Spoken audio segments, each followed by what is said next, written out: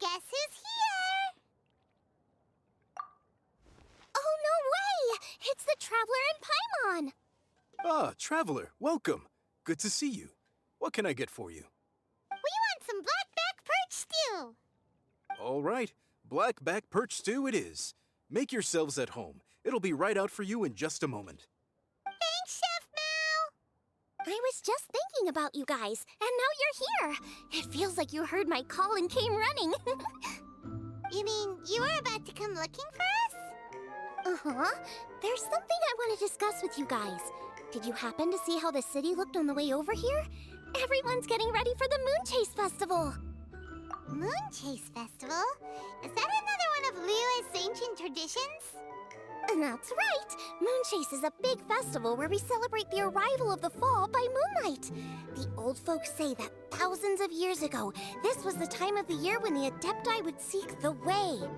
But it's completely different nowadays. We eat our favorite foods, spend time with friends and relatives, enjoy the moon and the flowers. So much easier. Basically, we just do all the things that people like doing and don't take a whole lot of effort. Sounds like Paimon's kind of festival. With your great taste in food, Moon Chase Festival is sure to be to your liking. Hey! If you got a problem with Paimon's taste, just spit it out! So are you guys free these days? I'm taking part in this year's Masterful Chefs. If possible, I'd like you to be my culinary consultants. That's right. Getting some suggestions from friends will broaden your horizons. Masterful Chefs, huh? So is that like a competition? Right, yeah! I guess you probably haven't heard about it before. Every year, Moon Chase Festival has a different theme, usually picked by the Qixing. This year's theme is Feast of the Bounteous Land, so the Qixing decided to organize a cooking competition. Feast of the Bounteous Land.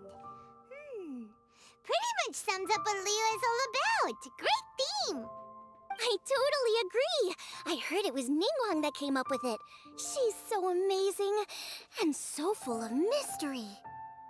Well, I want to take part in the competition, but coming up with new dishes is hard work. By the time you finally thought of something, cooked it, taste tested it, it can be hard to judge whether you're really into something or not. And so, I was thinking, I could get the two of you to help by gathering everyone's thoughts on what makes a great dish. I really want to think outside the box this time. And to do that, I'm going to need lots of different ideas from lots of different people. This'll be a piece of cake! We've got friends from all over the map, haven't we? You sound pretty confident.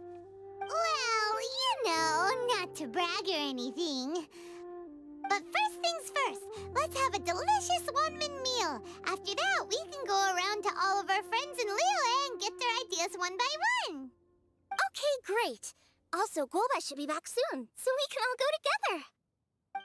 Here's your blackback perch stew, folks. It smells so good. It's my pleasure.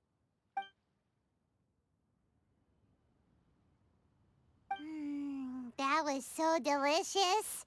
Theory confirmed. This is definitely chili pepper weather. Xiangling can be a bit of a handful, so please look out for her while you're out and about. Come on, Dad. Why would you say that? Because I know you all too well, my dear. That's why. You mustn't be quite so reckless when you're out in the wild, you understand? You'd do well to be a little more cautious, like our traveler friend. Don't worry. We're all friends here. Let's all look out for each other. Ah, and Guoma's back. Roly-poling around as usual. All right, let's pack up and head out.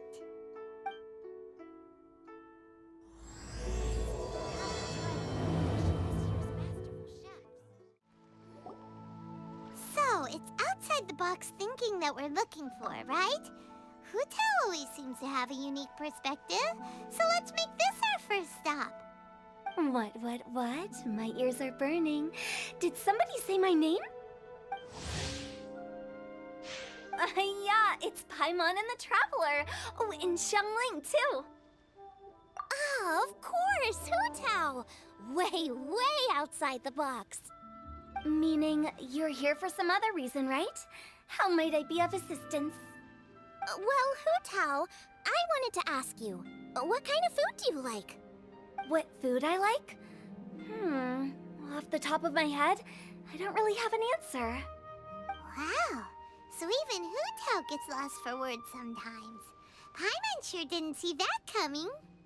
Come on, even the chirpiest birds clock out for the night, right? I'm no different. Pretty sure clocking out isn't something birds do, but okay. Right! There's no need to overcomplicate it. Just pick a dish and tell me what you like about it. I'm doing some market research. I see. Launching a new dish? Well, let me say right off the bat, nothing weird, okay? Some poached fish, a side of shrimp dumplings. That is all you need. Poached fish and shrimp dumplings. That's a bit ordinary, isn't it? Well, it is and it isn't. Think about it. Poached fish is hot and spicy with a powerful aroma. It's a dynamic dish. Add a side of shrimp dumplings, and there's your static component. Got it? Dynamic? Oh, I can do dynamic. Mushroom slime stew it. No, not that kind of dynamic. A dish is more than substance, it's a mood. Poached fish is red and spicy. It elicits a response from the eyes, ears, nose, and mouth. That's why I call it dynamic. Shrimp dumplings are more subdued, clear and smooth with a pure and subtle fragrance. I call that static. Combining dynamic and static is how you create a perfectly balanced meal. A union between opposite but complementary features coexisting in perfect harmony. Paimon didn't follow that at all. But at the same time, it kinda sounded smart, so... Okay, dynamic and static. Opposite, but complementary. So is this just another way of saying you should keep everything balanced? You know, a little meat, a little veggie, a little salt, a little sugar? Bingo! Except I don't think you need to have a sweet dish for it to be a complete meal. Personally, I always skip dessert. Okay, I think I got it. At first I thought you were just goofing around, but actually you make a really good point. How did I ever doubt you, Hu Tao? Thanks! When it comes to telling tales, the storytellers have got nothing on Hu Tao. Sounds suspiciously like a compliment to me. I'll take it. Uh-huh. Well, at least one of you gets it. Everything in this world runs on its own set of principles, be it the circle of life or sugar and spice. You either get it or you don't. Since the Traveler seems to approve, I'll make sure to factor it in. Paimon thinks we're pretty much done here now. Let's head to Boo Boo Pharmacy next. Boo Boo Pharmacy? Yeah, you'll definitely get some interesting responses over there. Oh, it's you. Is everything okay? Why, if it isn't the special guest who seldom visit. Less busy than usual, I see. Yikes! What happened to Baiju's voice? Excuse me? The neck. Oh, it's just Changsheng. Welcome, welcome. Here to procure an herbal remedy, I presume? No. We actually came for the conversation this time. We're here to talk food.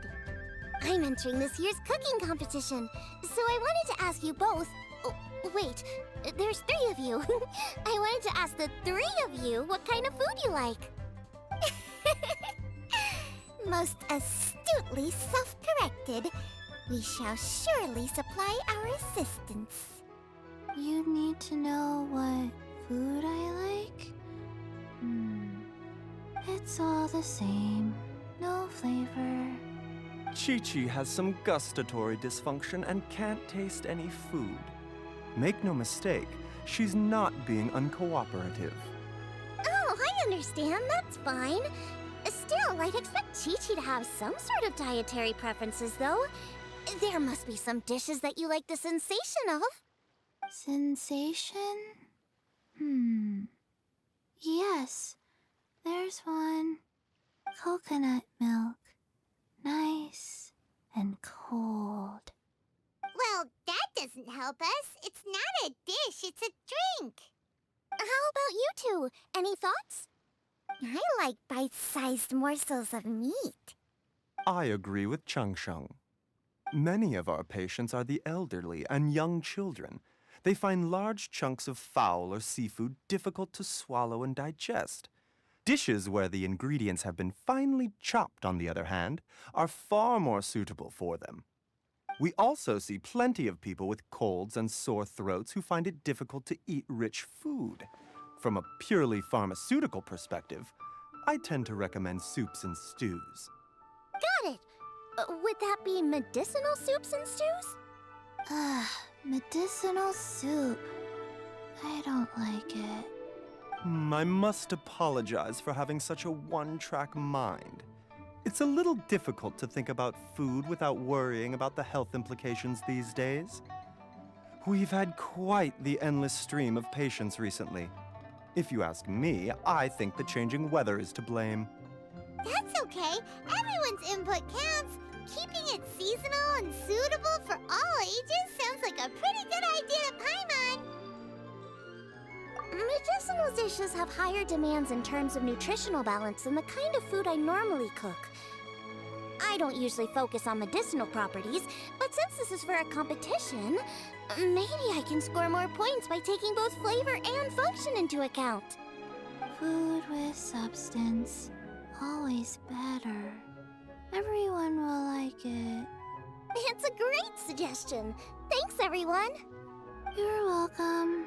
As long as we could help. It's great to have a doctor's unique perspective. I'm feeling inspired. Oh, how you flatter me. Receptivity to sensible suggestions make for a savvy chef. Oh, she is! Creating new dishes is Xiangling's favorite thing to do. You can be sure she'll put lots of care and attention into it. Everyone's got their hobbies, and mine is cooking. Usually I just go with my own ideas, but having a whole new perspective this time is sure to make a big difference to the end result. Great! That makes this whole trip worth it! Alright, time to move on to the next.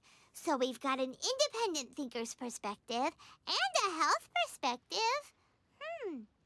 Next, Paimon thinks we should probably talk to some picky eaters.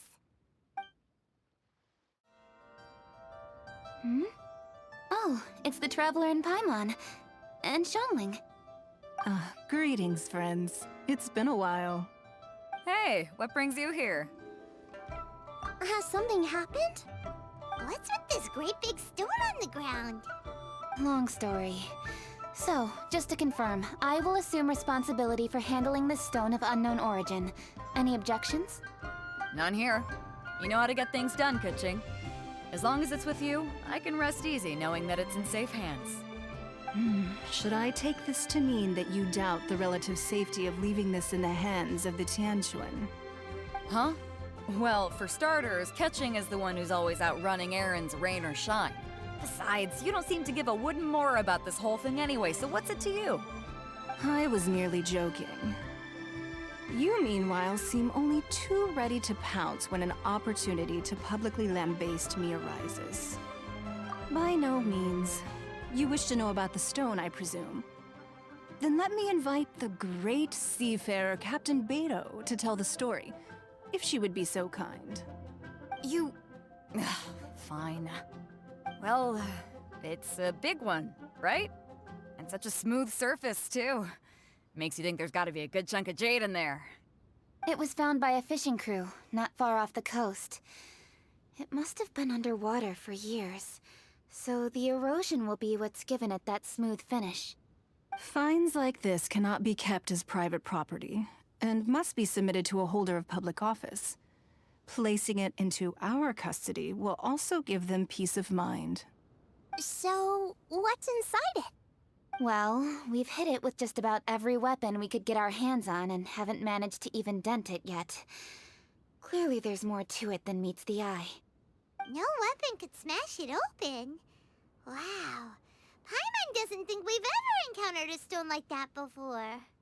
Kuching has taken an unusually keen interest in this giant stone, which is why we are leaving the matter in her capable hands. Let's put that aside for a second. Traveler, what brings you here? Were you looking for someone? Actually, we were looking for all of you.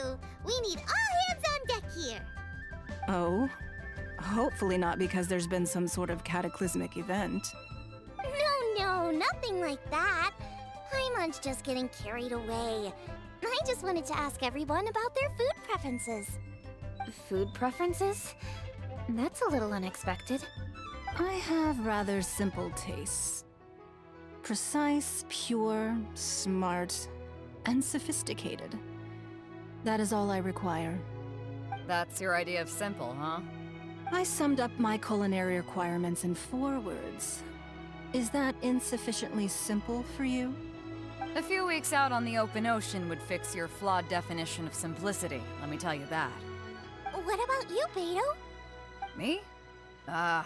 If it's freshly cooked and piping hot, that floats my boat. If it's got a little chili pepper in there too, I'm one very happy captain. Paimon thought you would have said bar food. Oh, bar food works too. As for me, it's got to be seafood. Okay, got it. So, seafood, piping hot, and, simple but sophisticated. And that's where I would disagree. Traveler, surely you've heard of golden shrimp balls. Oh my, they're my favorite. You need to wash and devein the shrimp, wrap it in finely sliced potato strips, then deep fry it to perfection. There's no room for cutting corners. They're very precisely put together. They taste pure, the presentation is smart, and the skill needed to cook them is highly sophisticated. It fits Ningguang's forward summary to the letter. Huh. So what you're saying is, for all the frills and trills, good food is all the same at the core? I heartily agree. Golden shrimp balls are a prime example. Their essence lies in combining art and nutrition in a single package. It is a dish of true value. Okay, got it. So Kuching loves golden shrimp balls. I didn't say that. Did I? No, at least not outright. Alrighty. Thanks for all your input. I'll be sure to take it all into consideration. Traveler, Paimon, do you have anything planned after this? Good. I'd like you to help me investigate something. It's about this stone. You picked the right people for the job. We investigate stuff all the time. My thoughts exactly. The Qixing has a public duty to deliver our final verdict to the fishermen, but there are also some things I would like to investigate on a personal level. I'm sure you've become acquainted with the general background of the Moonchase Festival. However, I have my own understanding of this festival's roots. My grandfather was a researcher of Liyue's traditions. In his notes, he indicated that there was a deity called the Stove God in ancient Liyue, which people paid tribute to at a certain time of the year. Very few written records make mention of the Stove God, and those that do are notoriously confusing. Some scholars believe that the Stove God was just another title held by the Lord of Geo, but others suggest that this was a different deity altogether. One folktale even claims that the ancients found the Stove God's shrine, but there was no statue. Only a huge, smooth slab of stone. Shortly after it was found, the stone was lost in transit, and it hasn't been seen since. This stone here has all the same features, so I suspect it could be the one that went missing all those years ago. After many years of researching ancient texts, my grandfather came to believe that the practice of paying seasonal tribute to the Stove God may be best described as a festival. He called it the Stove God Festival. That would make it the forerunner to the Moonchase Festival we know today. But this is all just theory and conjecture. To prove any of it, we'd need to start by identifying who the Stove God really was. Now that Rex Lapis has passed on, and Liyue has entered the age of humankind, his successors should continue to respect our nation's culture and traditions, just as he did. That's why I think the responsibility for this situation should fall to me. It's a chance to shed light on our history, revitalize an ancient tradition, and possibly prove my grandfather's hypothesis along the way. With any luck, we'll nail all 3 in one fell swoop. It was just a couple of days ago that we received this stone. Right after we decided to use food as the central theme for this year's festival. It makes me wonder. Maybe a divine will is at work behind all of this. 3 birds with 1 stone, huh? That's pretty efficient, even for coaching. Hey, don't worry about that. This sounds super important, so don't mind me. Besides, we're only... Wait a second. I got it! What? Why are you shouting? Kuching, can I tag along for your investigation? But... Since it's all about the stove god, I might get to learn something useful about cooking along the way. It'll be great inspiration for me in the competition. Please, let me come along. I promise I'll help. if it means that much to you... Okay, I suppose you can come. Really? Yay! Thank you so much! You're the best! Now that that's settled, time to get going. Jingsa Village is said to be home to a lot of historical texts, so I'd like to start by making some inquiries there. Alright, then it's off to Jingsa we go! Hi, Granny. We need your help with something. Are there any old books around Jingsa Village? You know, from a really long time ago? Oh, looking for ancient texts, are we? Let me think. There is an old warehouse over there, property of the Feiyun Commerce Guild. Many books are stored inside, those that they have no room for at home. In fact, their youngest comes over this way to read sometimes. The Feiyun Commerce Guild's youngest? You must be talking about Xingqiu. Paimon didn't know they had a warehouse here. Let's go take a look. Help! I'm being robbed! It came from that direction. Come on! Wish you luck.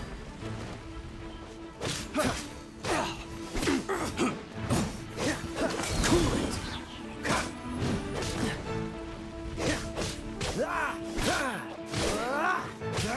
Dodge this!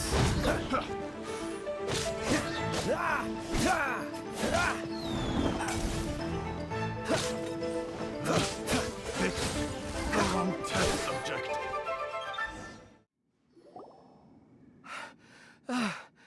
I've come here to clean the book warehouse plenty of times before, but this is the first time I've run into these crooks.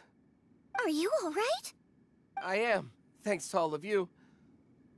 Hey, wait a minute. You're the traveler, aren't you? And you're with... Lady Kuching. An honor.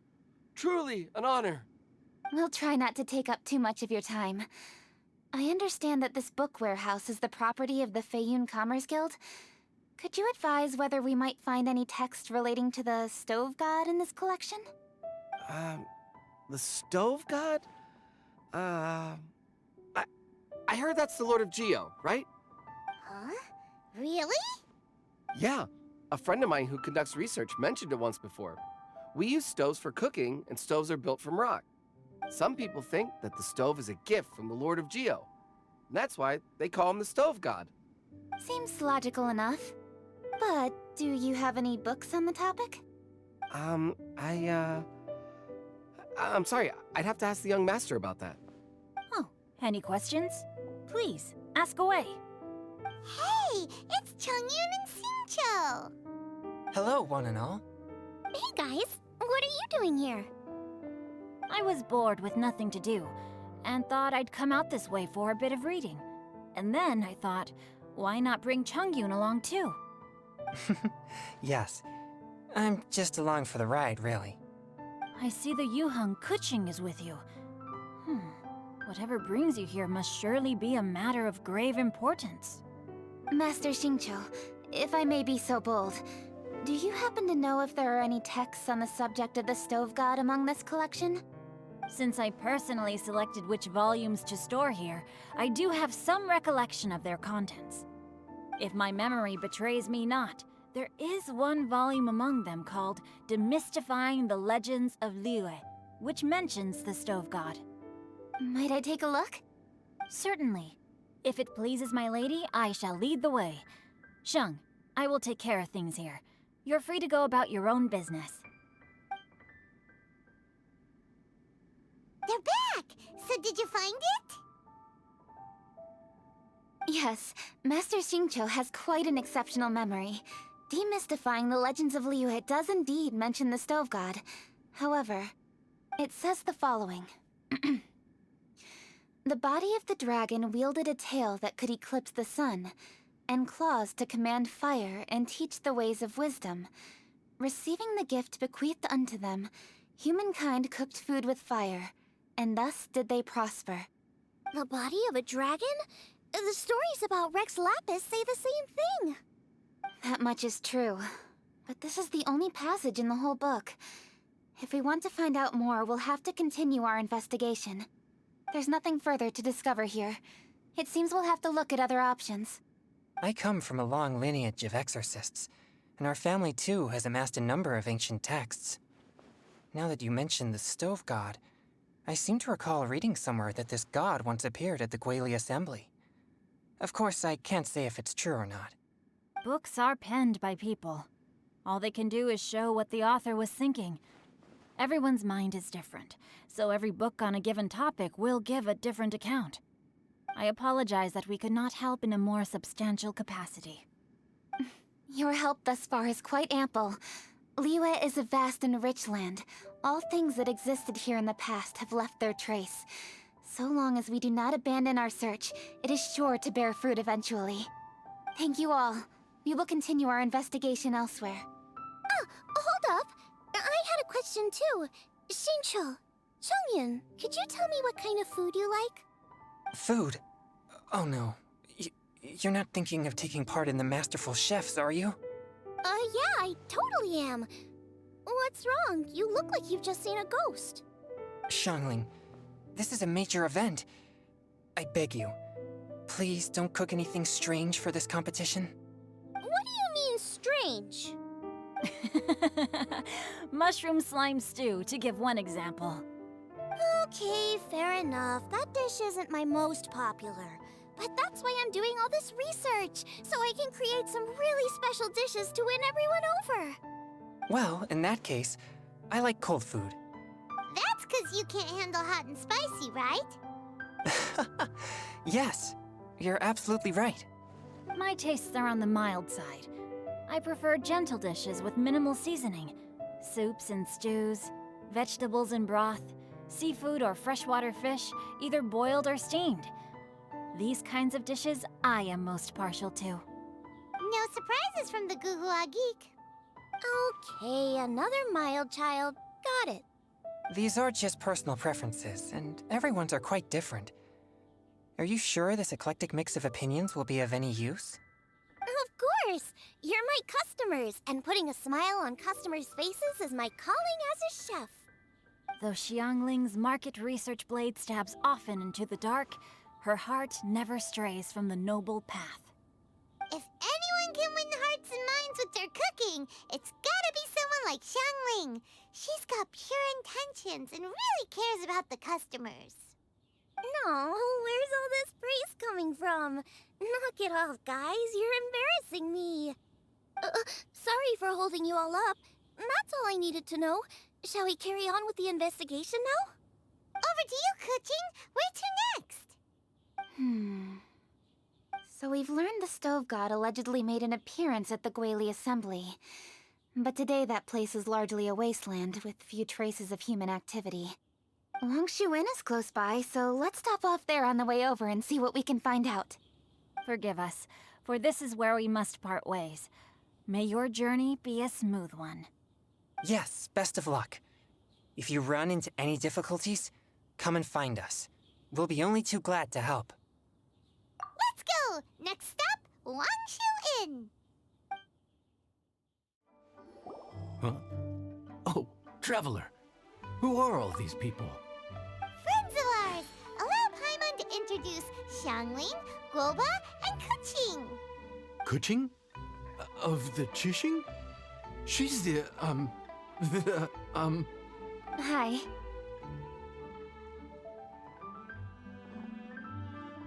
it's not that. It's... I mean, I'm just your typical commoner. I've never met someone as high up as the Yuhang before in my whole life. Look at that strong body, those powerful hands, and honest eyes. This guy must be a really great chef. So, is there something I can help you with? You've come a long way out to end up at Wangshu Inn. Let me fill you in. Ah, okay. I see.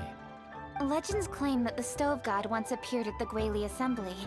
As Wangshu Inn is the oldest extant building in this area, any historical texts from around these parts are likely to have ended up here. Is there a room in this inn for storing books? And if there is, do any of them mention the Stove God? Well, now that you mention it, we do have a fair few ancient texts here. I remember looking through an old recipe book once. I just need to remember where they're all stored. If you are happy to wait here for a few minutes, I'll go have a look right away. Oh, Traveler, there's something I need to discuss with you. What is it? We need to pay up or something? What? No, I wouldn't take your money. We're all friends here. I just wanted to ask if you had the time to make a satisfying salad for me. A satisfying salad? What for? Yeah, guy who hangs out on the roof terrace, you know? Good-looking fella, not too tall. Shh! Don't you think he can hear you? Oh, right. Yeah, maybe. Anyway, you know who I mean. The boss told me to take care of him, but this guy, let me tell you, he is one tough nut to crack. He usually turns his nose up at everything that isn't almond tofu. But the boss tells me you once made him a satisfying salad, and it all went down so well. So I was thinking, could you teach me how to make it too? That way, I'll have something else in my arsenal. Oh, so this is for show! You guys really look after him, huh? Well, that's life, right? You gotta look out for your own people. All right then, wait right here. I'll be just 1 minute. Clock is ticking! 59, 58... Sorry for the trouble, Traveler. Okay. Here you are. Thank you ever so much.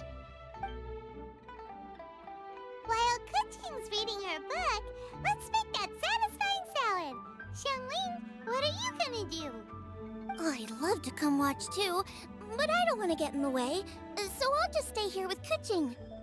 Okay, shall we go then?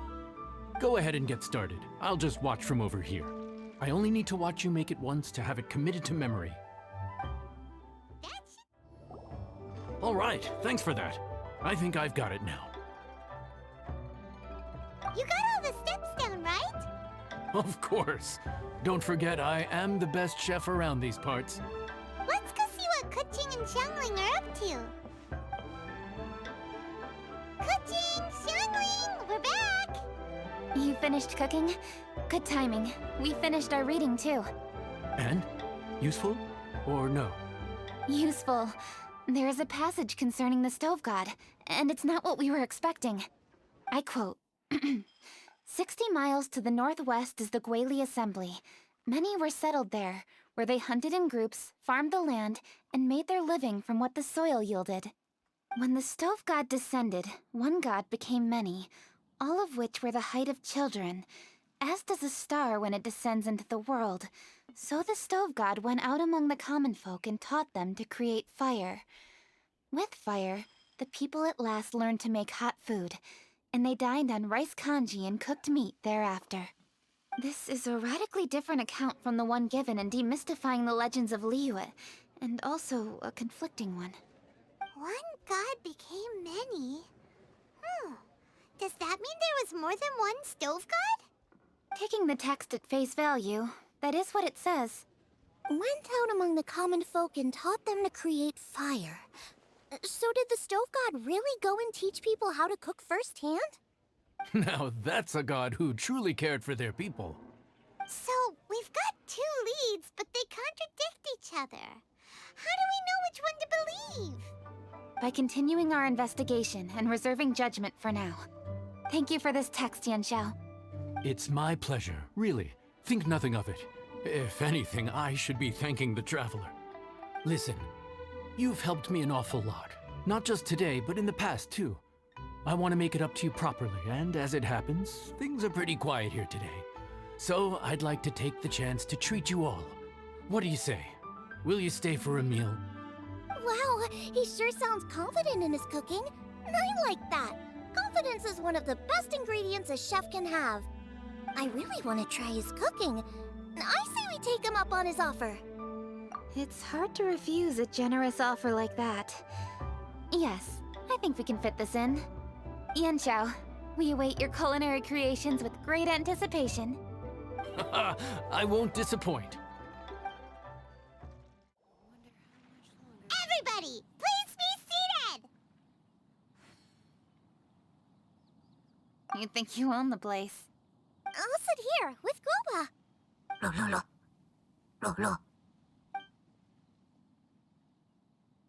Here we are. That's everything you ordered. It all smells amazing! I think I've met my fellow finalist. It smells beautiful!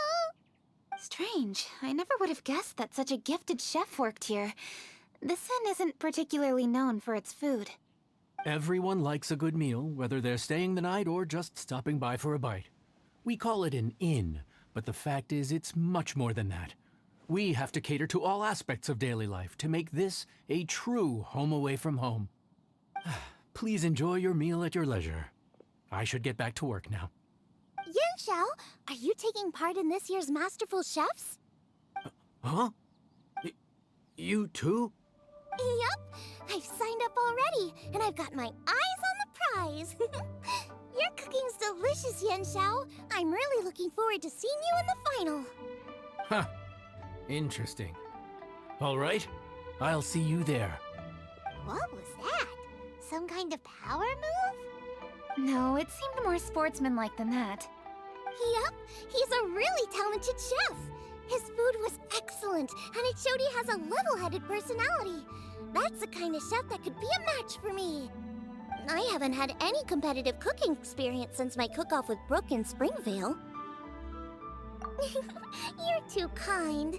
Guoba, what are you doing? Guoba's eating the... Those were Kuching's! How could you steal them while she wasn't looking? Oh, my golden shrimp balls. Huh? You ate every last one? Guoba, we've been through this. When we're with friends, you gotta be on your best behavior, okay? I'm so sorry, Kuching. I promise I'll make it up to you. What's the big deal? We can just get another plate. After all, it's Yanxiao's treat today. It's not the same, though. The moment's gone. Sure, you can eat something else, but you can never go back and change the feeling of despair as your food is snatched away from right under your nose. The dining experience is a trinity of emotion, food, and atmosphere, and you've got to have all three to make it work.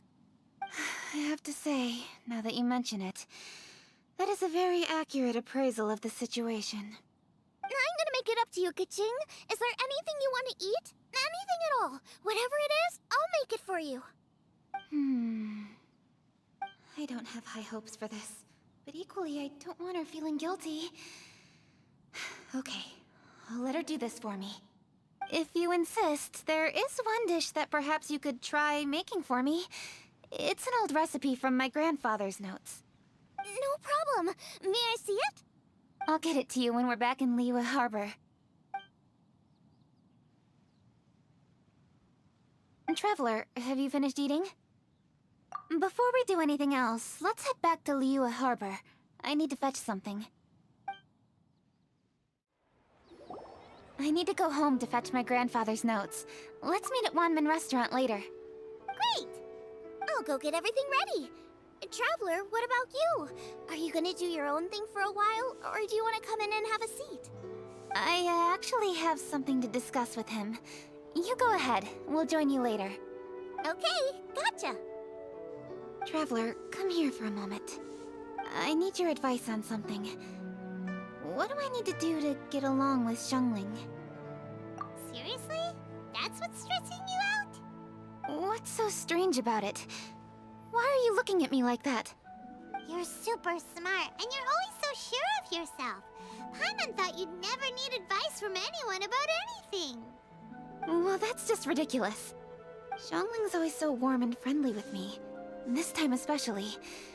And now she's desperate to do me a favor. So, is that supposed to mean... we're friends already?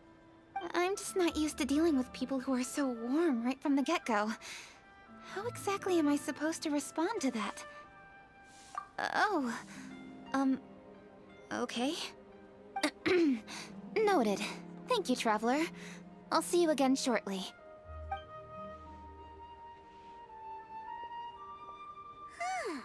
What's making Kuching so self-conscious? Paimon thought nobody would be able to get under her skin.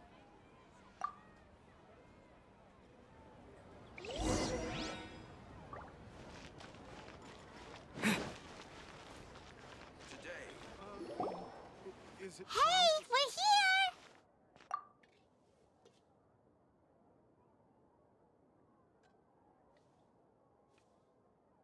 Hey, grab a seat. I'm just running through my ingredients to see what I'm missing. Oh, we're gonna do this now? What is it?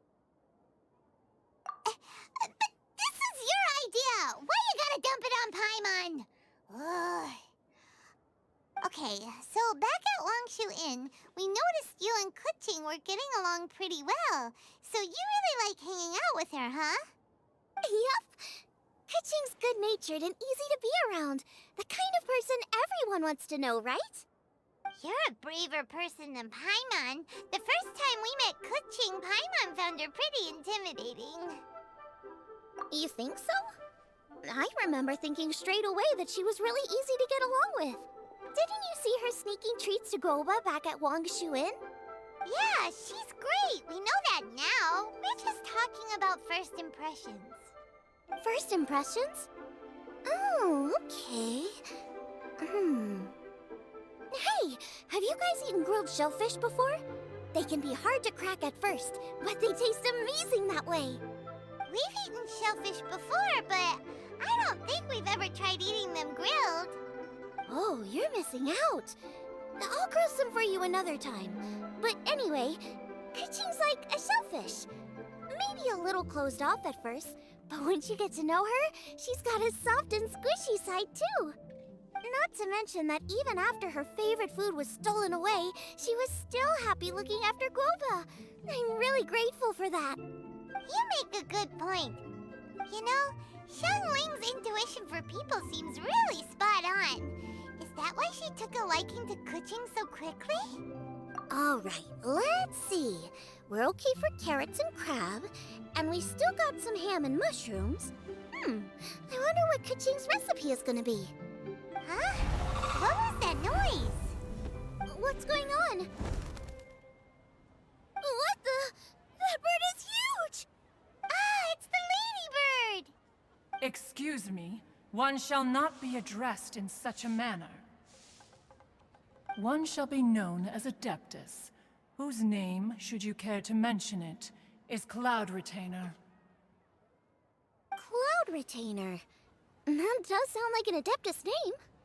Well spoken.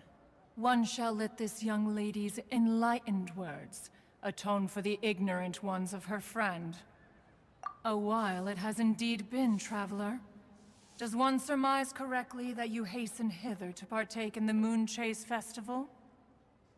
Ah, so even the illustrious traveler has been summoned to attend the Moon Chase Festival.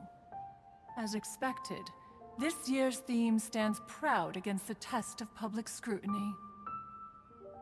The theme? You mean Feast of the Bounteous Land?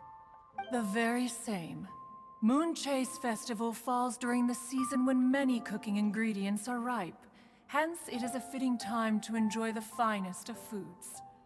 One noticed the relative pomp and ceremony with which this year's affairs are being conducted, and could not abide to stand idly by. Let it be known that one's culinary proficiency and ingenuity is uncontested in all the world. Thus does one now appear in this realm, that those who inhabit it might witness one's latest creation, a supreme cuisine machine. A supreme cuisine what? What's a supreme cuisine machine? Patience. One's purpose here today is to meet and to greet. Nothing further. All shall be revealed before your very eyes when the time arrives. Traveler, you are one who has witnessed much of the culinary world.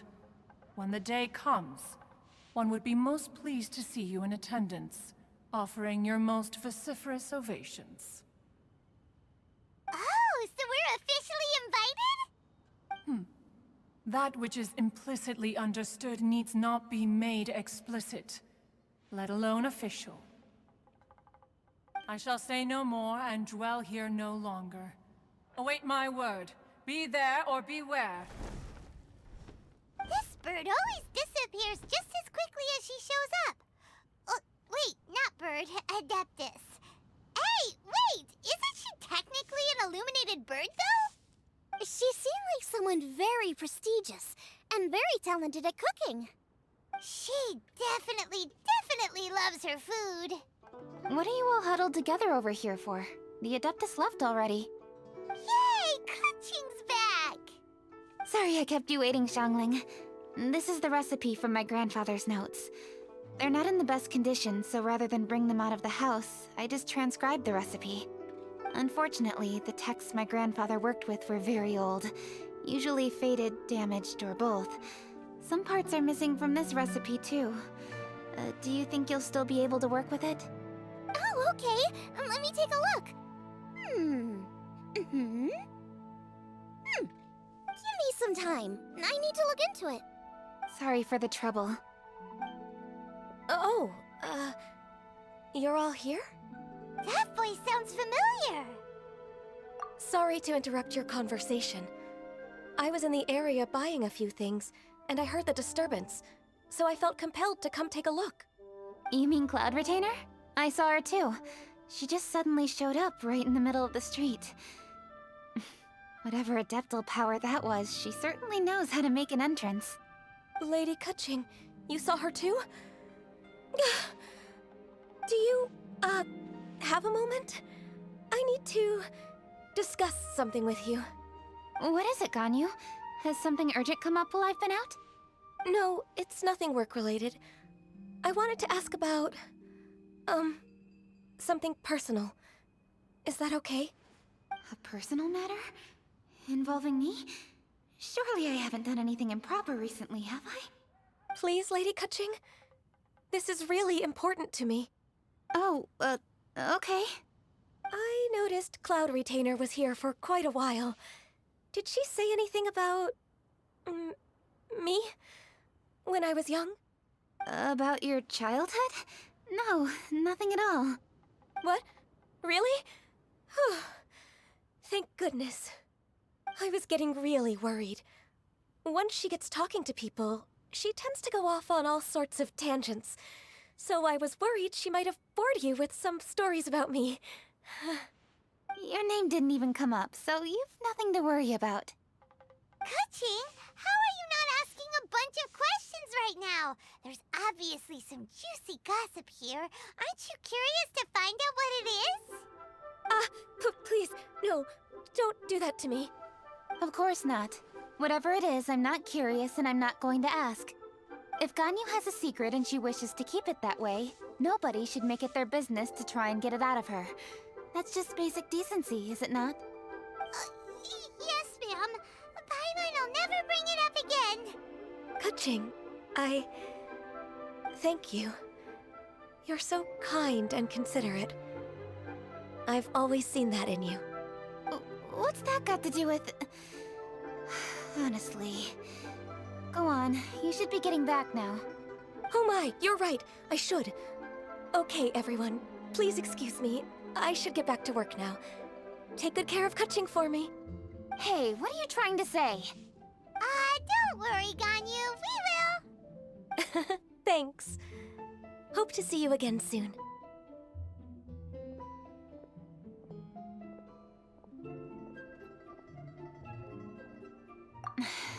just ignore her. Hey everyone! I just had an idea. It only occurred to me when that Adeptus showed up. Do you think the Stove God could be an Adeptus too? Ooh, could be! I don't want to assert either way, but it seems highly likely. In that case, we should go ask the Adepti about it. I think my master might be able to help. Master? You mean your teacher is an Adeptus? Uh-huh. She's over at Eugene Terrace. Come on, I'll introduce you. Master!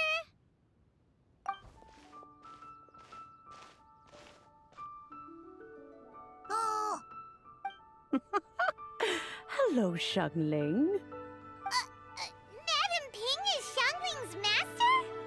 I did not expect that. Master, how are you keeping these days? Are you well? Oh, very well, thank you. What a surprise it is that you all had the time to come and visit me today. Hello. Master, we came here because we have a question for you. Do you know about the Stove God? Of course I know the Stove God. Does this mean you know them personally? Ah, I see. It's the Moon Chase Festival, isn't it? How interesting. So you came to hear some stories about the Stove God. That's right. We're investigating something that happened recently.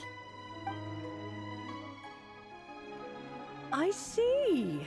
The great stone surfaces. And so you open an investigation. I must commend your guesswork this far. I did indeed know the Stove God of whom you speak, but it was a great many years ago. Moon Chase was originally a rite observed by the Adepti, not something in which the ordinary people of Liyue would ever partake. But over the years, they have sought to emulate it for themselves many times, giving rise to various festivals bearing the Moon Chase name. On nights when the moon shone bright, everybody would get together for joyful reunions. There would be fine food, fine wines, and choice teas. Later, Rex Lapis unified all of these various festivals under the Moon Chase name to honor an old friend of his. In short, the heavens were our witness as we vowed to the moon to come together in joyful solidarity, to remember the past and reflect upon the present. That is the meaning of the Moon Chase Festival. Rex Lapis. That friend made many contributions to Liyue, and Rex Lapis would not have them go unrecognized. Turning this season into a commemoration of his old friend was also a way to honor that friendship. I can only presume that the Stove God Festival was one of the many subsumed into the Moon Chase Festival.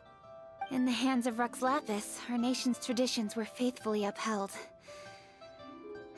It is to their detriment that we must now be the ones to inherit this duty. Ah, Kuching, I simply won't allow you to be so down on yourself. Nothing would delight Rex Lapis more than to know that those who follow in his footsteps continue to value these traditions and are working tirelessly to do them justice. Thank you. Lady Kuching! Huh? Lady Kuching, Lady Ningguang wishes to speak with you. Ningguang's looking for me? Must be important. Please excuse me, everyone. If I'm not back soon, you'll find me at Ningguang's office.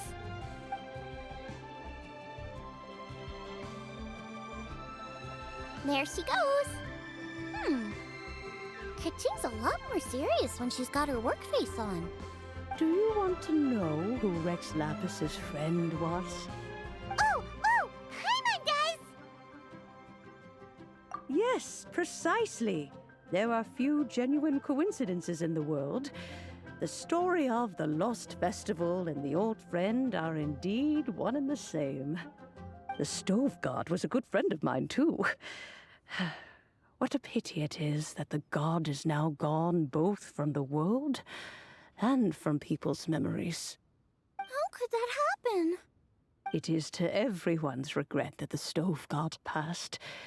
But gods cannot be fully destroyed, and we made a pact to wait until the land became fruitful once more.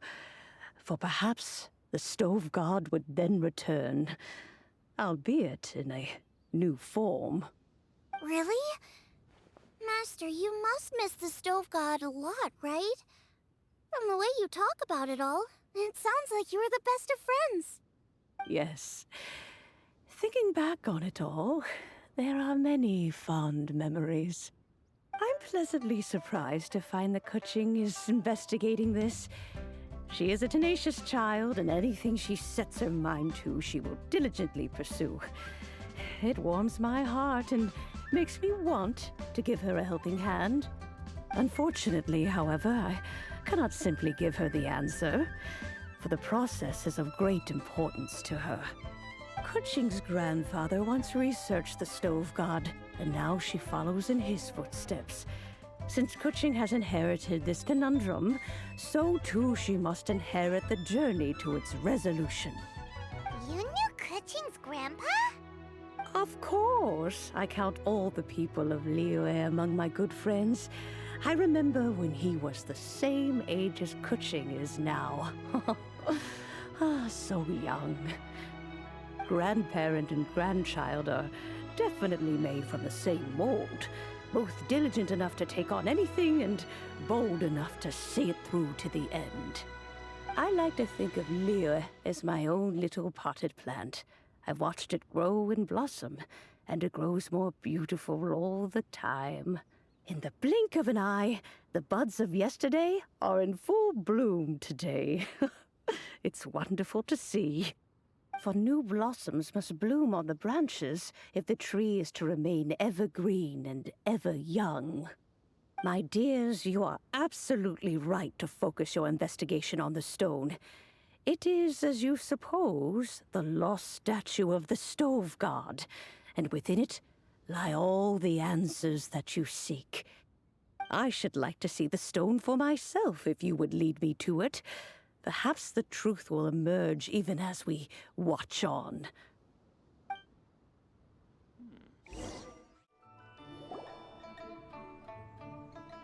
You're all here.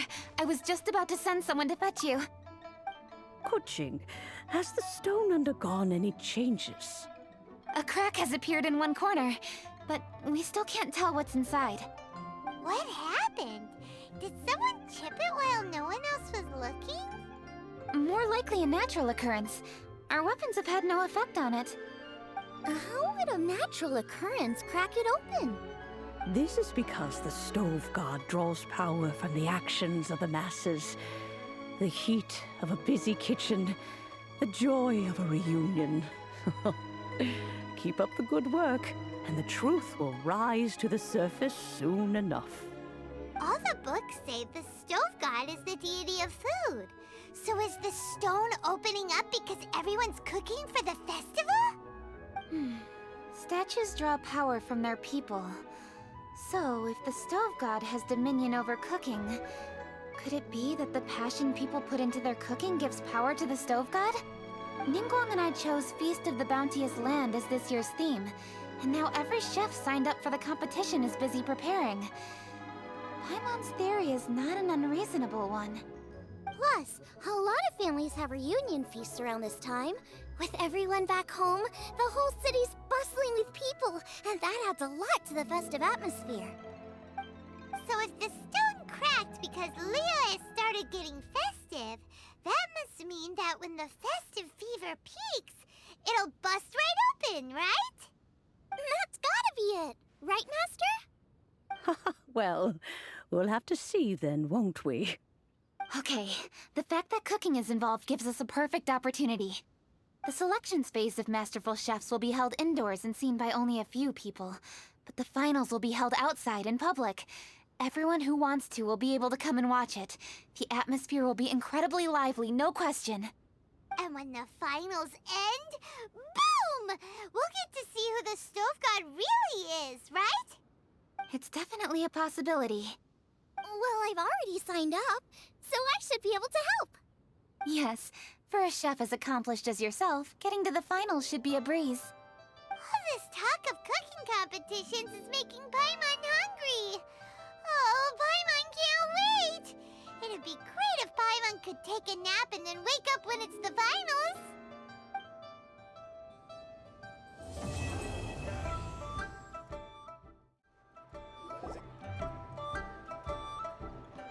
Hey, Xiangling, we're here! Traveler! Paimon! Did you hear the news? I made it through the selections for Masterful Chefs! Really? Woohoo! That's great! It was a total breeze. I wasn't even trying. But a true champion never rests on their laurels. I'm still gonna need your help to prepare for the competition. I made a few new test dishes and I was hoping everyone could try them and give some feedback. Traveler, you wanna be the first? Oh, yeah, we did. And anyway, we get to eat your food all the time, so we're biased. You should find some other people this time, just to play it safe. Good idea! Okay, let me think. Let's get Beto to try it first. Beto! Yep, you can definitely trust her opinion. Let's go find her. Right now, she should be down at the docks. Let me box up this food real quick, then we can head on down. Beto, ahoy! Hey, look, who's she with? Hi, Beto. Hi, Xinyan. Are we interrupting anything? Xiangling! Woman of the hour. We were just talking about you. Beta was saying you and I should get ourselves on board sometime, since the whole crew's been asking for us. Seems like you three go way back. Oh, we really do. Beto and Xinyan are two of my oldest customers, and I've helped out in the kitchen on board Beto's ship in the past. Recently, Xinyan's been planning to do a show on board, too. That's the plan. Good music's meant for sharing. You guys should check it out sometime. Will do! But I came here today because I made it into the Masterful Chef's finals, and I was just trying out some new dishes to bring to the competition. Can you have a little taste and give me some feedback? Sure, beats drinking on an empty stomach. Oh, about time. I'm starving over here. Let's see what you got. Oh, man! This chicken fuyong's tasting awesome! Oh, this food is too good for me to be soaking up the alcohol with. These three seem to have a great time with each other. Only thing is you've got 3 dishes here. Chicken fuyong, come and get it, and crystal shrimp, and they all taste kind of refreshing. Is refreshing really a flavor? When you spend all your time at sea, you don't have a lot of choice when it comes to food. Especially on the longer voyages where you've got to stretch out your rations as far as you can. First thing you want to do when you get back on dry land is dig into a nice hot meal that's swimming in oil and has a ton of flavor. That's the exact opposite of Ningguang's tastes. Oh, sure is. Beto's tastes are pretty similar to mine and Xiangling's. Ugh, Ningguang. I am sick of hearing that name. Our tastes couldn't be more different. You'll never find us eating the same bowl of food. But last time when you were chatting with her, Paimon thought you two seemed to get along just fine. We're evenly matched. Guess that makes us equals. But I'm sorry, limp cabbage leaves are never gonna do it for me. Oh, I hear ya. Steamed cabbage and broth might be upper class and look fancy and all, but man, is it boring! It's never gonna give you that flavor explosion you get with some of the other dishes out there. So, Xinyan, are these dishes too mild for you too? Well, not so much mild. I just think you maybe missed a beat somewhere. Exactly. This is some fine cooking, no question about that. But if this is for a competition, it needs more oomph. Beat? Oomph? Are we sure these terms apply to cooking? Beat and oomph. Beat, yeah. You know what a beat is. I only know music, though. I'm nowhere near your level when it comes to cooking, so don't mind me if it doesn't make much sense. No, you're both completely right. beat and oomph. That's what I need. I actually thought as much while I was cooking them.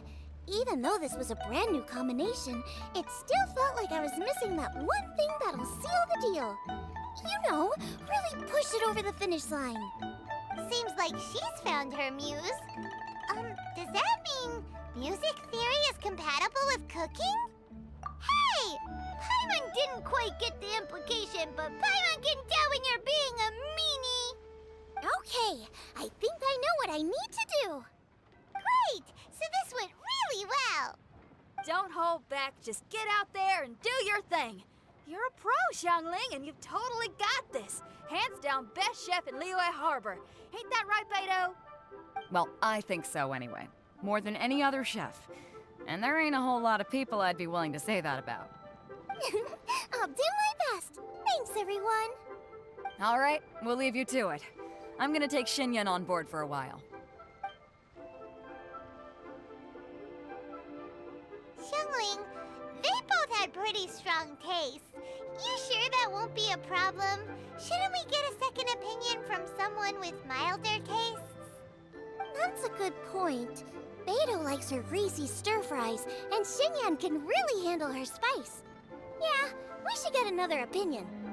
Now, who do we know whose tastes are on the mild side? Traveler, any suggestions? Who?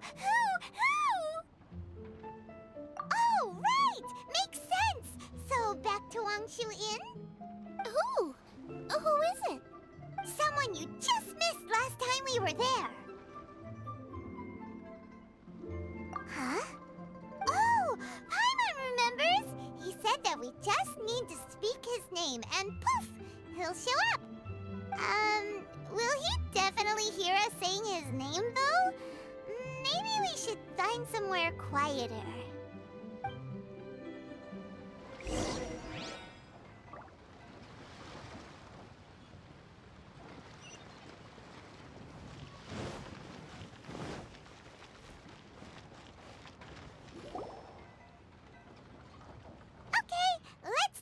Shouting his name! Uh-huh. Do I need to do this too? Hyman's going first! Ahem.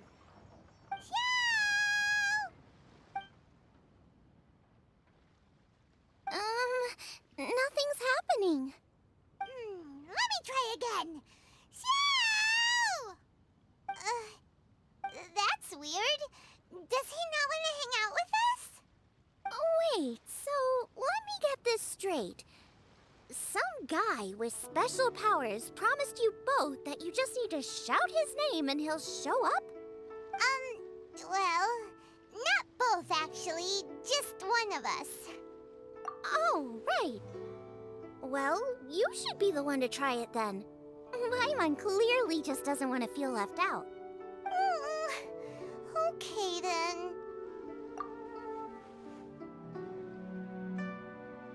You called? Whoa! He actually came! You spoke my name, did you not? When I make you a promise, I will honor it. Blink of an eye and poof! He's there! That's how you know he's an Adeptus. An Adeptus? Xiao, was it? Hi there. It was me who asked the Traveler to call you here. My name's Xiangling. I'm a chef. I've made it into the finals of this year's Masterful Chefs, and I'm testing some dishes out in preparation. I'm trying to get feedback from customers with all different tastes. Customers. And that includes me? Uh-huh. The Traveler says you prefer mild food, just the kind of person I'm looking for. If you don't mind, I'd like you to try the dishes I've made and tell me your thoughts. Since it's you, I will do it. Yay!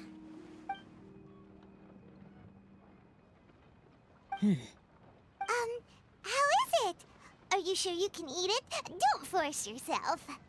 Tastes pretty good. Huh? Really? I can't believe it. An Adeptus says he likes my cooking. If my dad was here, he'd be crying tears of joy. You excel in the culinary arts. I'm reminded of another chef I know. That chef cooks dishes with soul, as do you. Both of you are masters of your craft. Who do you think he means?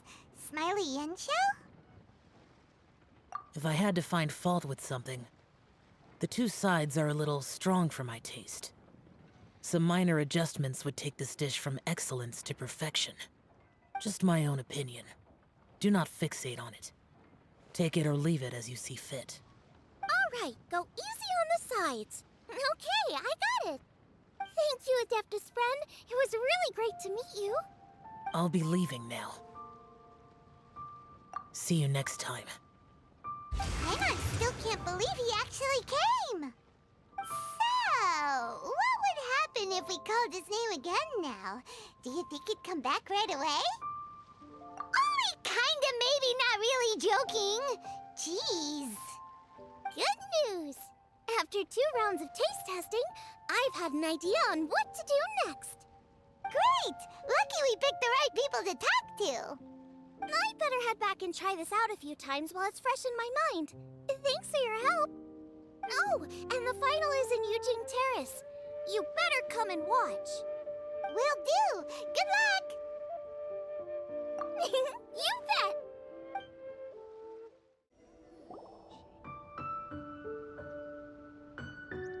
Welcome, everyone, to the Masterful Chef's Final. At the appointment of this organizing committee, I am your host and officiator, Yanfei. Hey, Yanfei's here too! This event is brought to you by the Liyue Qixing in collaboration with a number of participating enterprises. The competition is divided into the selections phase and the finals. We saw many contestants from all over Liyue in the selections process, and all of them were outstanding chefs in their own right. Of those, the 2 strongest participants were put through to today's finals. In just a few short moments, the finals will take place right here before your very eyes. As the officiator, it is my honor and privilege to represent the organizing committee and indeed the people of Liyue in overseeing today's proceedings. Next, please allow me to introduce the judges. There will be a select panel and an audience panel. The 3 members of the select panel are the Tianquan, Lady Ningguang, the Yuheng, Lady Keqing, and last but not least, gourmet connoisseur, Uncle Tian. In addition to these 3, 10 judges will be chosen from among the audience to sample our contestants' dishes and cast their vote. That makes a total of 13 judges with 13 votes between them. Each judge will vote for their preferred finalist, and the one who receives the most votes will be today's winner. It's all so exciting! And now, please join me in welcoming our 2 contestants into the arena. Come on out! To my left, a competition favorite down from Dihua. Life's harsh when you live on a marsh, but this kitchen ace will put a smile on your face. Please welcome Smiley Yanxiao. Hi, everyone. Whoa! Yanxiao made it into the finals too! But what's up with him? He seems really nervous. Yanxiao! Chin up! Shoulders back! Everyone from the inn is super proud of you! Huh? Oh. And to my right, a stalwart of Liyue Harbor culinary scene, a little feisty with a whole lot of spicy. Give it up for Xiangling! And her mysterious assistant, who knows who? Paimon knows. It's Guoba. Hey, everybody! I'll do my best. Contestants, please repeat after me. As a finalist in Masterful Chefs, I solemnly swear to commit myself fully, compete fairly, and abide by all competition procedures. As a finalist in Masterful Chefs, I solemnly swear to commit myself fully, compete fairly, and abide by all competition procedures. As a finalist in Masterful Chefs, I solemnly swear to commit myself fully, compete fairly, and abide by all competition procedures. And I, for my part, promise to uphold the principles of fairness, impartiality, and transparency in my officiation of the proceedings. Now, I will hand things over to the select panel judge, Ningguang, for the announcement of today's theme. Thank you all for being here today at the Masterful Chef's Finals. I am the Tianquan Ningguang. The organizers have chosen the theme for today's event, and that theme is of Earth and Waterborn. Of Earth and Waterborn. Just like the Feast of Bounteous Land.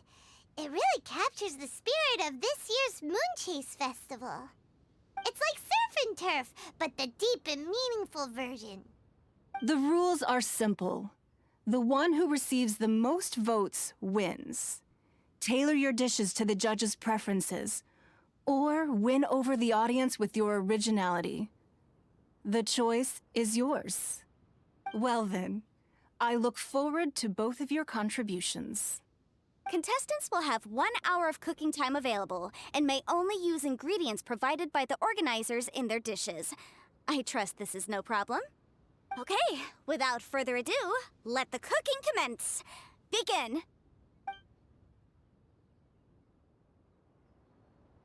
Time to pull out all the stops. Show everyone why you're the best.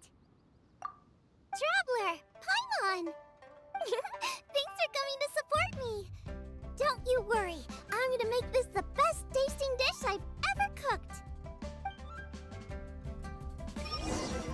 Light it up! Light it up! First things first, get the stove on.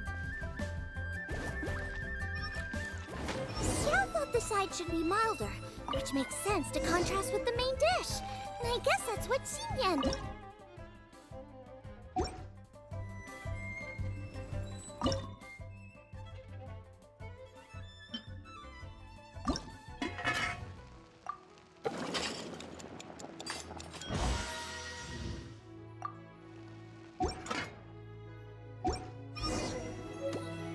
Triple-layered consomme is pretty bland to begin with.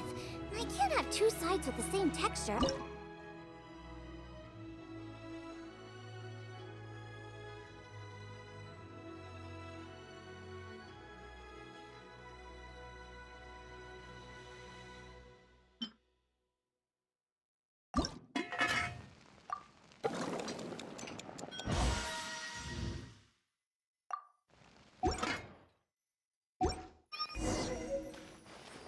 Chili chicken is the main event. Can't afford to compromise too much here.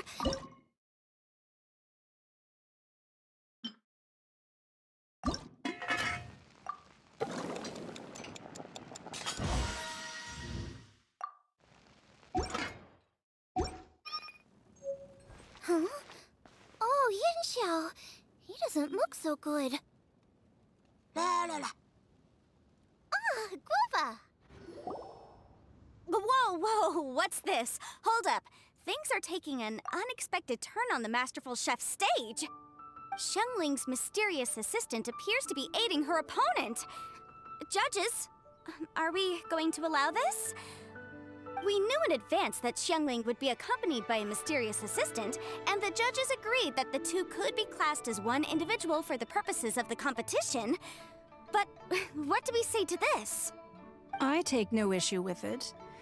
In any case, the assistant hasn't done much in the way of assisting. No competition would be complete without a little drama. All a part of being young. I won't be the old fogey that ruins it for them. Please allow me to explain to our host.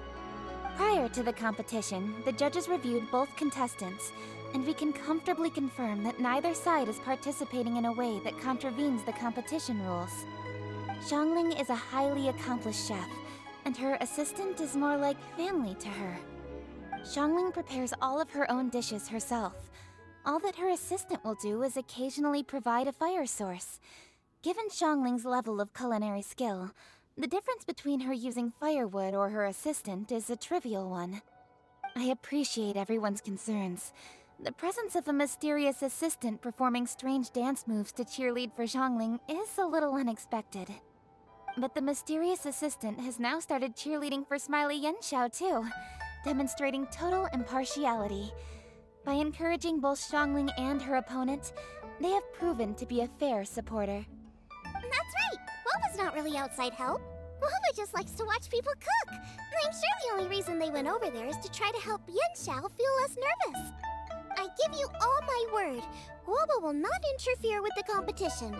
And I would also say that it's a loss to the competition if Yan Xiao isn't at the top of his form. I say that as someone who's eaten Yan Xiao's cooking at Wang Shuin before. He is an excellent chef, and I want this to be a competition between the best we both have to bring. I see. Most amusing. Uncle Tian, what's your opinion? I have no objections. It's an honor and a privilege to see two contestants so dedicated to having a fair and square contest. The judges and the officiator accept this explanation. Let the competition continue. Yan Xiao, are you all right? I don't know what's wrong with me. I've never been so nervous in my life. Look, my hands won't stop shaking. Take it easy. I've been there before. I can help. Try saying a tongue twister to yourself in your head. Or think of some happy memories about your dad. Why my dad? That's a bit specific. 'Cause that's what I do.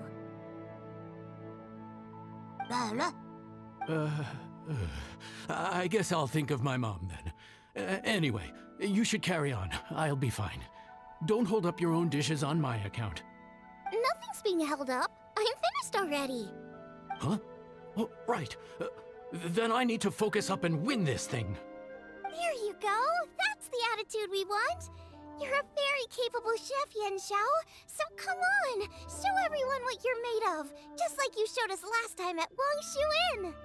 Yes, you're right. I can do this. I can do this. Thank you, Xiangling. And thanks to your, well, thanks. Time for me to get cooking.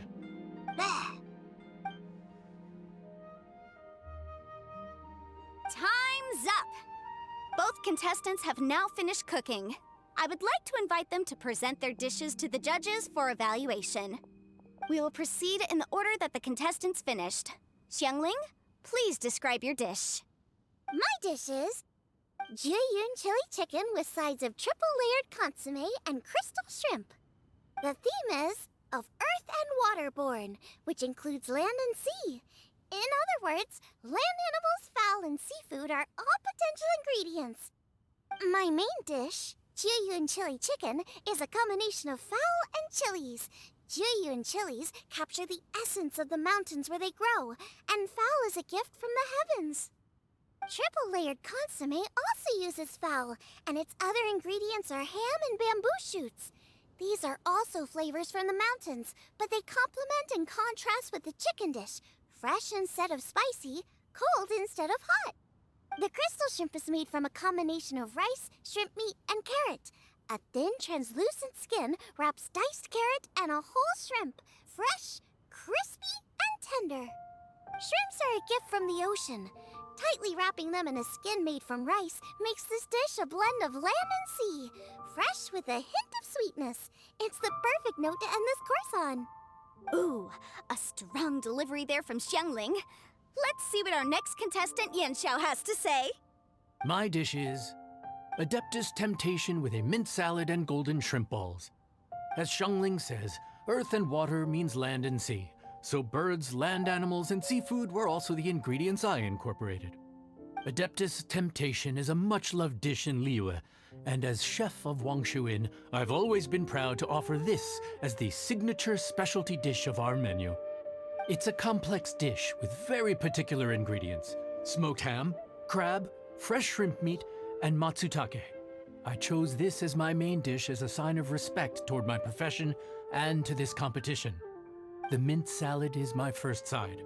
Cool and tender with a subtle sweetness, it's a perfect answer to the rich and strong flavors of the Adeptus Temptation. Golden shrimp balls is a time-honored classic loved by everyone. A hearty and wholesome broth, followed up with a shrimp ball. Oh, pure bliss. Paimon can smell it from all the way over here. It's driving Paimon crazy. Judges, please sample the dishes. Very impressive. Both contestants' dishes are well considered, expertly made, and truly delicious. I'm I'm gonna have another golden shrimp. I mean, I shall have to sample both contestants' dishes once more before I can reach a verdict. Now, Xiangling has taken an interesting approach here. She's chosen a cold dish as her main. I have to say, that's a bold move. It's also a unique take on Jueyun chili chicken.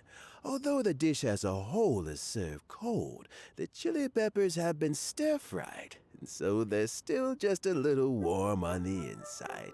You get a nice crunch as you bite in. Then you get the spiciness and warmth all coming in together.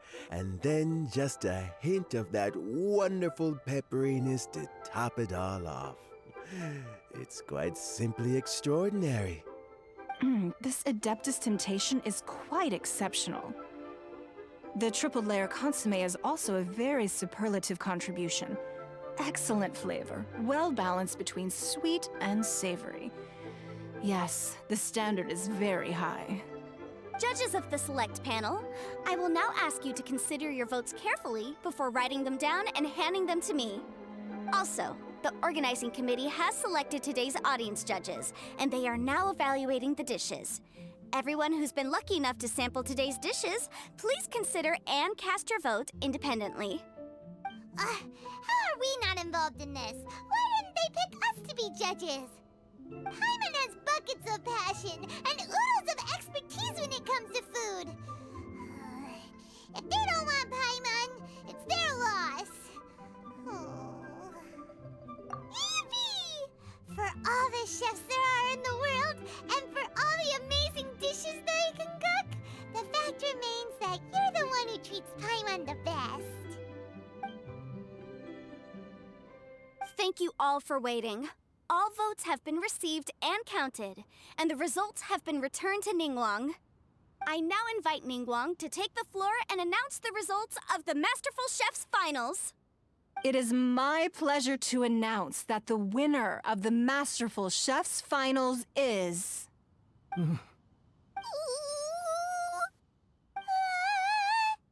by a mere 1 vote margin, Xiangling! Wow!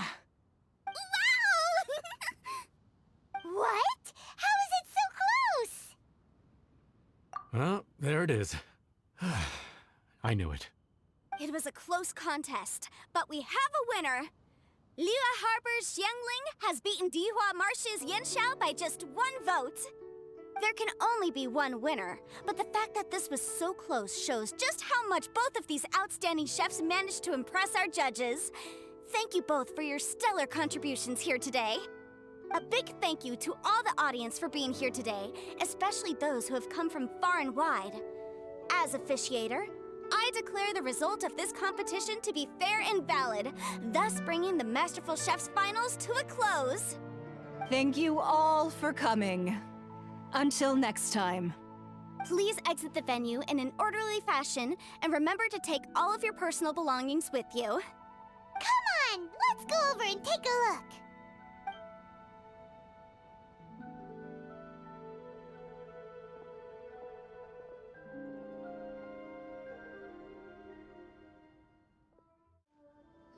Looks like I won this time, Yanxiao. But I'd still like to try your dishes, if that's okay. Sure, I'll have a try of yours too. Oh, truly exquisite. No doubt in my mind why you're the winner here. This Adeptus Temptation is really good. It's so fresh, I'm almost moved to tears.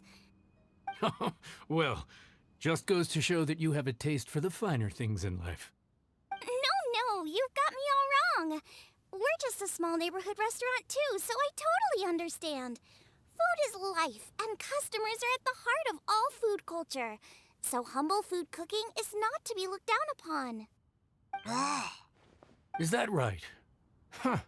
I'd heard you'd gotten famous for your experimental approach to cooking and were all about fancy and exclusive foods.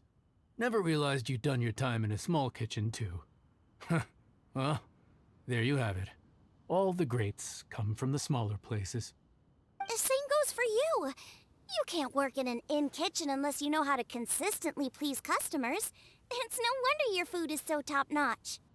You're the kind of competition I'm glad to have. Let's stay in touch.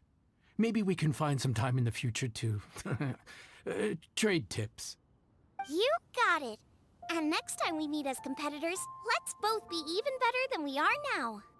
All right? Deal. Traveler, Paimon! Thanks for coming. Did you get to try the food? Don't even go there. Paimon's still peeved.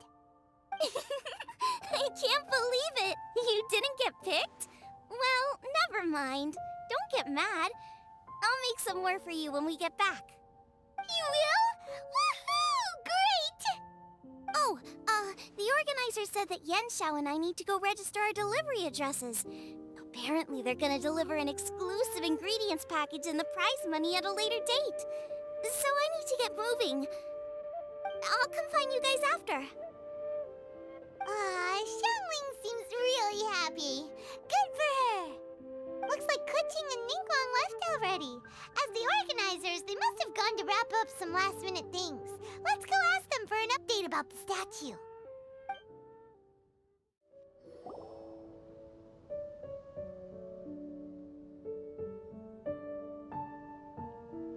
Kuching, there you are! Oh, you found me. Huh? Is everything okay? Traveler, I have found myself in something of a predicament. In the competition, I voted for Smiley Yenshao. So you're frustrated because you can't go back and vote for Xiangling instead? No, that's not it. As a judge, I had a duty to remain objective. I made my decision after thinking about it very carefully, and my conscience is clear. Xiangling is my friend, so by rights, I should be honest with her about this. But, as you know, I voted based purely on my personal opinion. As a contestant, Xiangling may not be able to appreciate this, and I do not know how to deal with people of her temperament. I just don't know how to break it to her. It's no big deal. Just say it however comes naturally. Xiangling of all people isn't bothered about that kind of stuff. And anyway, she still won in the end. Oh hey, here you are. I've been looking for you for ages. Xiangling, there's something I need to tell you. What is it? My grandfather always said to me, in contests of food, always follow your heart.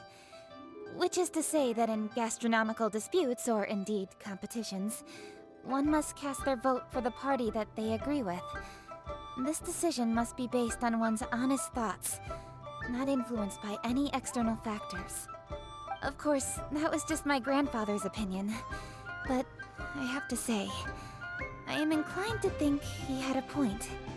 So, despite the fact that I am your friend, I cast my vote for Smiley Yenshao's Adeptus Temptation. Well, maybe it was. I like golden shrimp balls. Is that a problem? You were acting so serious that I honestly thought something was up. It's fine. Doesn't bother me one bit. Huh? You voted for who you wanted to, and that's totally okay. In fact, that's exactly how it should be. Otherwise, how could it be a fair competition? So, you made a point of telling me. Is that because you were worried that it made you a bad friend? Don't be absurd. Didn't I say already? I love this about you. You're just so conscientious about everything. Half-baked feedback just isn't meaningful to me at this stage. Seeking reassurance is what novices do, and it's been a long time since I was a novice. The way forward from today will only get more challenging, as will the dishes I'll need to cook. Honestly, I'll need friends like you along the way. You have a strong sense of responsibility, Kuching. But you know, not everything is always about responsibility. Yes, you're a Qixing, but you're also you, Kuching. When you're with friends, you don't need to think about everything so thoroughly. You know that's what Ningguang's like, right? Beto's always telling me about how well she gets along with Ningguang.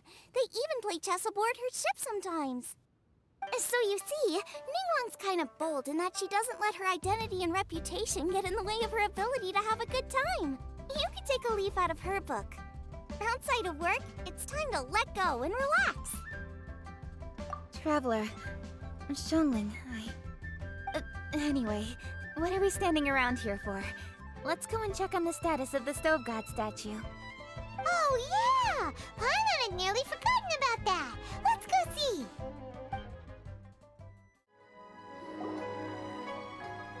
We're back!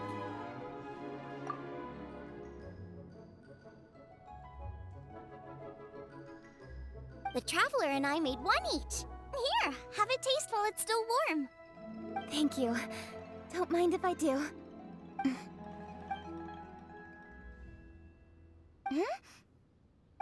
What is it? What does that face mean? This flavor... I've tasted it before. Apologies. Xiangling, Traveler, thank you both. This is everything I had hoped it would be. It tastes wonderful, and quite amazingly, somehow it took me right back to my childhood, when my grandfather was still around. Really? That's awesome! I didn't have a chance to fully explain before. In fact, when Master had filled in the missing parts of the recipe for me, I realized that I already knew how to make this dish. You already knew? You mean you were able to make this without ever seeing the recipe? Uh-huh. My dad taught me how to make it. Wait, but isn't this dish from Kuching's grandpa's notes, though? About that, I do not believe that this recipe was my grandfather's creation. My grandfather was a well-known real estate tycoon in Liyue, and also a scholar. He was an avid collector of old books and was quite knowledgeable on many of Liyue's customs and traditions that are no longer practiced. As a child, I used to spend a lot of time with him in his study. We'd read the classics together, then debate how much of it was actually genuine, and whether Rex Lapis was real or not. He used to say, books are just a bridge that bring us a little closer to history. It's up to those of us in later generations to ask these questions, search for the answers, and decide what they mean. Since then, my grandfather has passed on, and I've grown up to become a Chising. My views on Rex Lapis have changed in this time too, from myth to reality. For me, the name Rex Lapis is inextricably wound up with memories of my grandfather. Whenever I see his name written down, it always reminds me of sitting in my grandfather's study, seeing all of his notes. As I said earlier, this recipe came from those same notes. It's an ancient dish that he was trying to restore to its original form. But, unfortunately, without the full recipe, he never quite succeeded. Still, each time he tried cooking it, he'd always get me to have a taste while it was still warm. The memories. This really is the taste of my childhood. Ancient dish? Are cornbread buns really that old? Well, at least in my family it is. My dad learned how to make it from his dad, and supposedly it's been passed down that way for generations. We call them chili mince cornbread buns. They're a traditional folk food snack, easy to pack up and take with you on the road, so they're the perfect thing to eat on the go. Seeing Guoba just reminded me of something. I actually made this dish on the day I first met Guoba.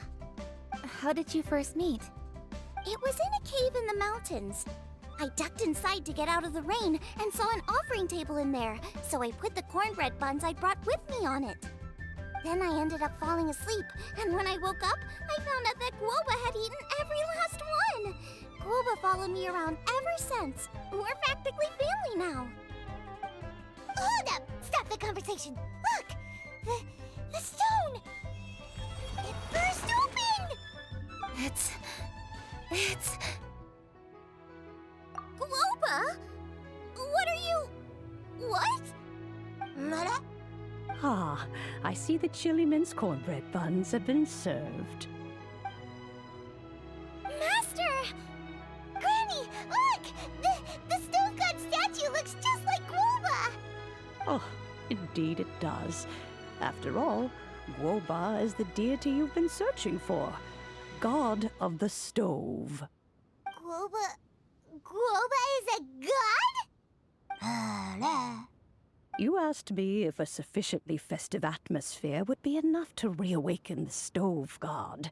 And my answer is this. Yes. And no. The stove god has always been a deity with great affection for the people, and who acts in response to their desires. To him, the heart's passions and the heart's desires are not the same thing. Passion can be a technique, a skill, something derived from experience. But desires, they are deeper, more innate. They are the heart's strength in its purest form. Masterful chefs is wonderfully exciting, but it is more an exercise of passion than of desire. And passion alone will not suffice to reawaken the stove god from his deep slumber. But just now, when Kuching ate this dish he had longed for, a deeply held desire was fulfilled. As well as receiving an answer to her question, she also gained something much more precious. A moment of poignant nostalgia so vivid, it felt like she was right there alongside her grandfather. The enormous power unleashed by the fulfillment of this desire resonated with the stove god's statue, and caused it to manifest once more the form it took in the past. Of course, the stove god himself is not contained within the statue. The true stove god has been here with us all along. How does it feel, seeing a statue of yourself from your glory days? Look at him. Still so majestic. Glory days? Wait, what happened? Did Guoba used to be different from now? Oh, yes. Back in his day, your Guoba was once the patron god of the soil. But all the wisdom and power he had then, he has since surrendered to the soil itself. A god surrendering their power to the soil. I have heard this turn of phrase before, but what does it mean? The kinds of trials and tribulations that a land can face are far more than you could imagine. Droughts, floods, torrential rain, hurricanes, earthquakes, tsunamis, fires, and plagues. The threat of disaster will never fully disappear from Liyue. Even woes that have never been faced before in history will come to pass in the future. Such things affect you mortals far more than we Adepti, with our immortal forms. He once walked with you over the barren plains until you arrived at last at the harbor. He joined you in building your dwellings and lighting the stoves. It was his hand that lit the very first street lamp of Liyue and brought the aroma of cooked food into every household in the land. You mortals no longer remember him, but back in the age when you did, he was the closest of all the Adepti to the common folk.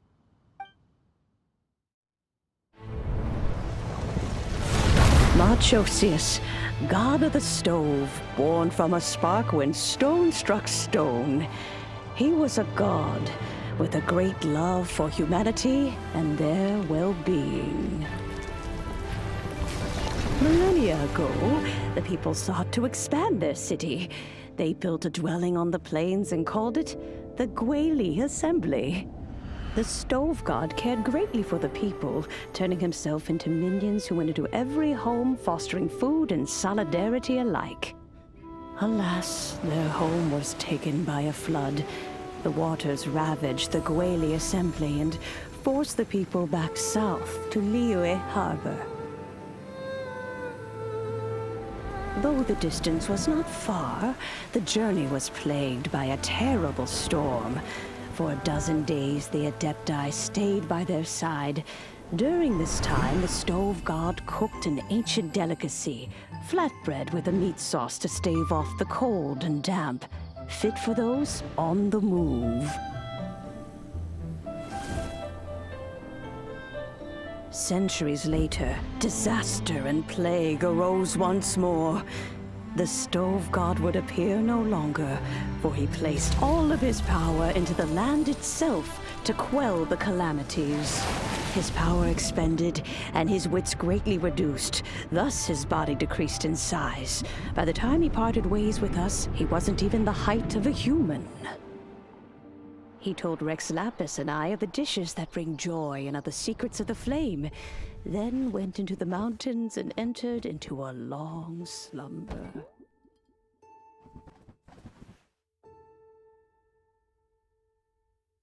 The stove god departed, and Guoba was born. When he awoke, he ate the chili mince cornbread buns placed on the offering table by a young lady in yellow. Though he did not remember the past, he was profoundly moved and decided to follow this young lady thereafter. The stove god had quietly disappeared, but the vendors rose early to hawk their wares. People went out to buy goods, lit their stoves, and cooked food, just as they had done every day for as long as they could remember. In Liyue, things have always been this way.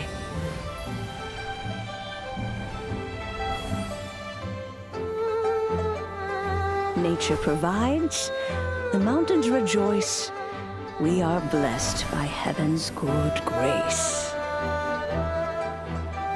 Years have gone by. The world has transformed, but our way of life survives.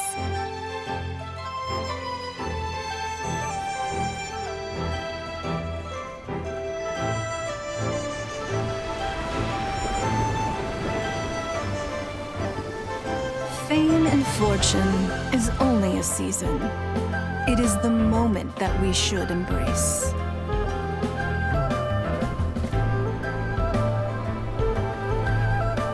Past meets present. Heritage becomes legacy. Long into the future may we thrive.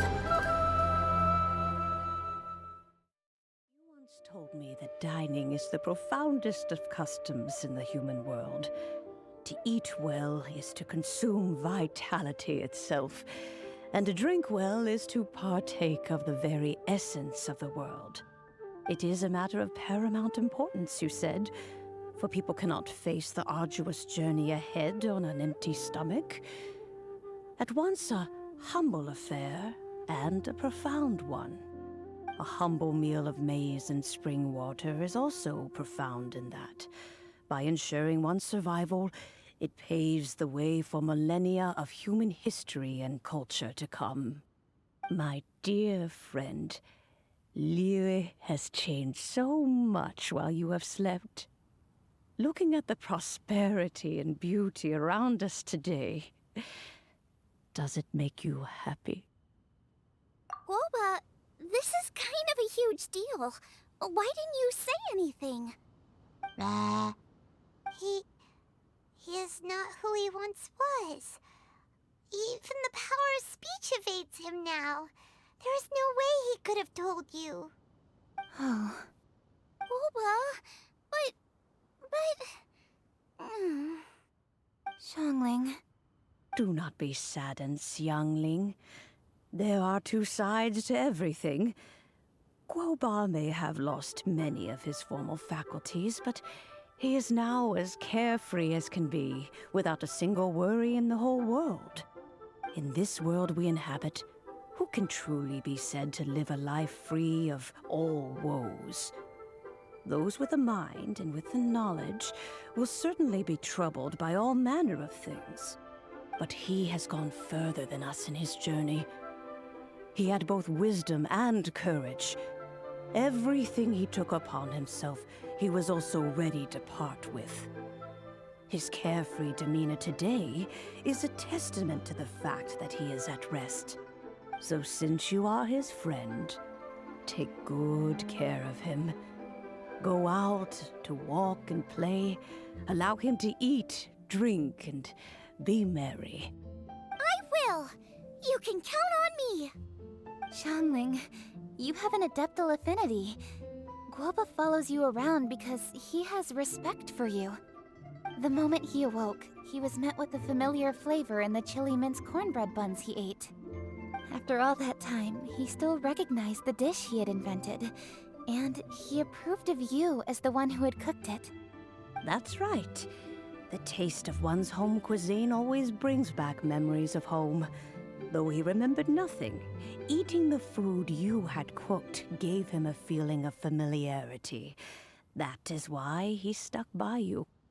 You may be the first person in history to give the stove god the experience of being a satisfied customer. That makes you quite a remarkable chef. If that's true, I couldn't be happier. Because putting a smile on customers' faces is what we chefs are called to do. Well then, it's getting late and I still have things to do.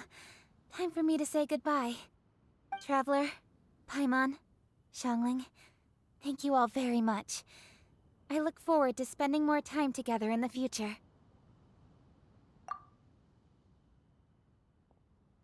I guess my dad's probably heard the good news already, but I should still go catch up with him. Master, it's been a while since you came by. Why don't you join me? He thinks about you all the time, you know. He's always telling me to invite you over. Oh, goodness me. Then, far be it from me to refuse. Off we go, then. Let's saunter over gently and see how all the city folk are getting along.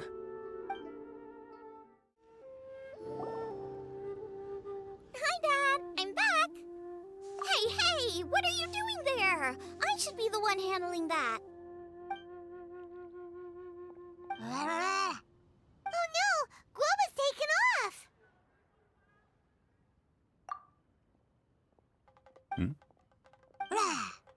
Oh, it's you. Hello there, old friend. Oh, bless my soul. Are you out for a stroll as well?